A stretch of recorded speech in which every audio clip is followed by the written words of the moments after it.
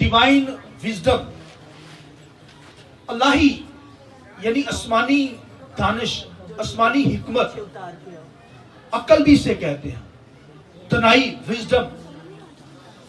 और ये जो विजडम है जब हमारी जिंदगियों के अंदर होगी तो हम क्या होंगे, हमारे घरानों के अंदर झगड़े नहीं होंगे, मसाइल खड़े नहीं होंगे, हम हिकमत और तनाई के साथ उन मसलों का मुकाबला करेंगे।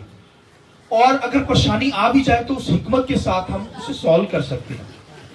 अगर जिस घर के अंदर, जिस जिंदगी के अंदर विजडम नहीं, हिकमत नहीं है, तनाई नहीं है, उस घर के अंदर जो है वो बेचैनी ही रहती है, झगड़े ही रहते हैं। लिहाजा हिकमत जो है वो आपकी जिंदगी के अंदर होना बहुत जरूरी है। और ये दुनिया की हिकमत नहीं इंसानों के पास, तो खुदा की जो हिकमत आसमान से मिलती है वो कौन लेगा।